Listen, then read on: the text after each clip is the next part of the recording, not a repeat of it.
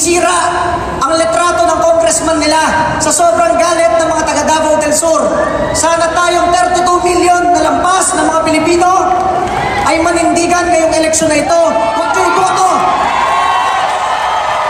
Huwag niyo iboto lahat ng nagtraidor na kongresista sa mga Duterte.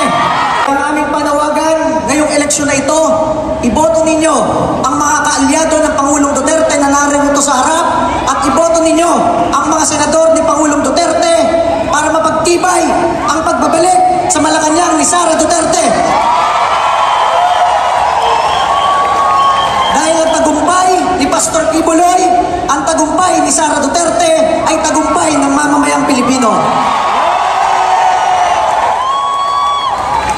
So muli po, mula po sa inyong number 5 Duterte Youth Party List, kami ay lumalaban uli ngayong eleksyon na ito. Kami ay naninindigan kasama ninyo at tayo ang magdadala ng liwanag dito sa bayang nalugmok na ito. Muli po, maraming salamat at masabi natin, tatag lang. Maraming salamat. Magandang gabi, sambayanang Pilipino.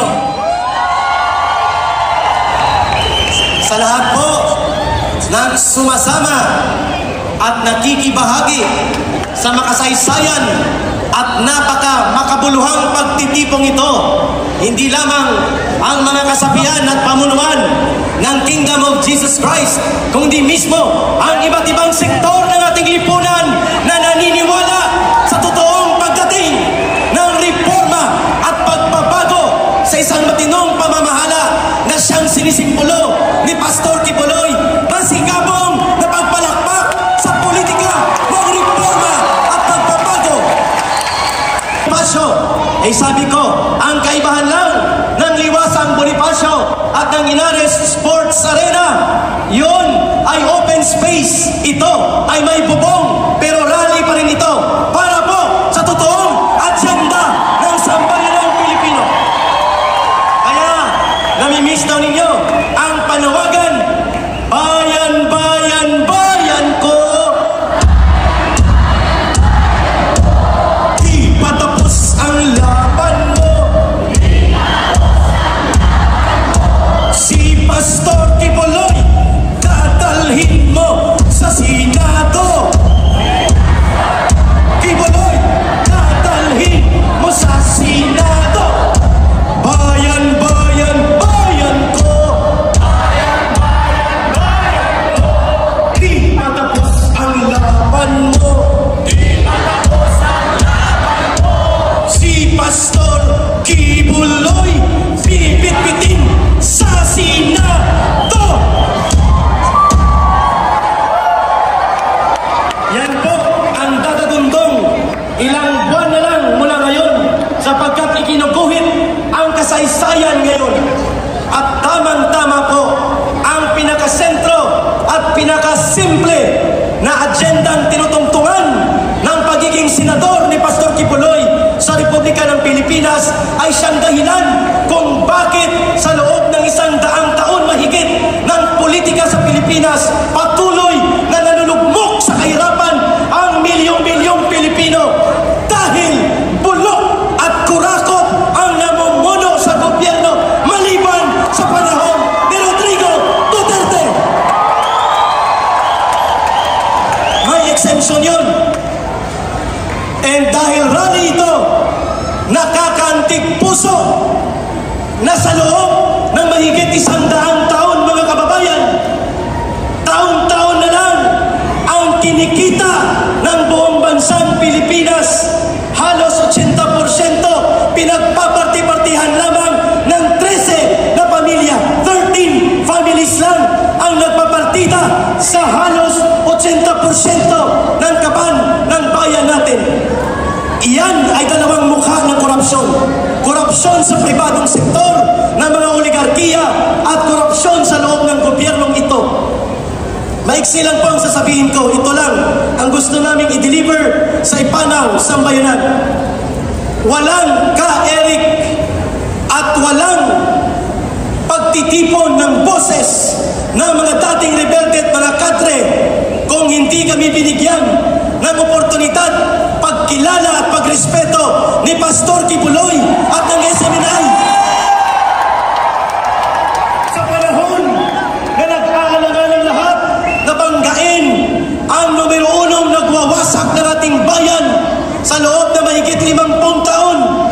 CPP, NPA, NDF, even the media are afraid to confront the problem.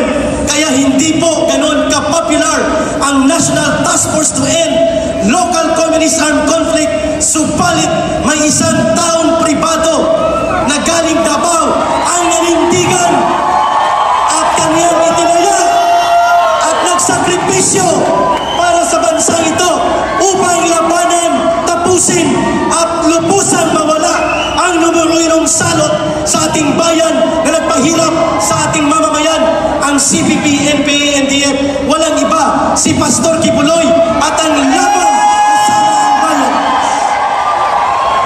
Ito'y laban ng mamamayan kasama si Pastor Kibuloy. At dahil maiksi lang po ang oras namin, dalawang maiksing linya ng awitin ang aming ilalahad sa entabladong ito. Ang isa ay para sa mga botanteng mamamayang Pilipino. Ang isa ay para kay Pastor Kibuloy dahil nami-miss na natin ang kanyang physical presence. Una, sana magbago na po ang sistema ng eleksyon sa Pilipinas. At ito ang sumasalamin sa mensahe namin na yan. Sana nanakawan na at na-hold up si Juan, ngunit ang hold upper pa ang pinasalamatan. Nabaon sa utang ang bayan ni Juan, ngunit ang nagnakaw pa ang nasa pamahalaan. Nanakawan na at na-hold up si Juan, ngunit ang hold upper pa ang pinasalamatan. Nabaon sa utang ang bayan ni Juan, ngunit ang nagnakaw pa ang nasa Malacanang. Iyon ang katotohanan at iyon ang dapat mabago na. At ang panghuling awitin para kay Pastor Kibuloy, alam kong ito'y magugustuhan niya sapagkat iisa ang puso namin. Nagkaiba ang aming pinanggalingang mga ilog ng buhay, subalit iisa ang dagat na patutunguhan natin. Ang dagat na kapayapaan, kaunlaran at kapanatagan ng buong bayan. We are like rivers coming from different direction, but we will all meet on the same sea, the sea of liberation and the sea of peace and security of this country. Kung ang gintong pala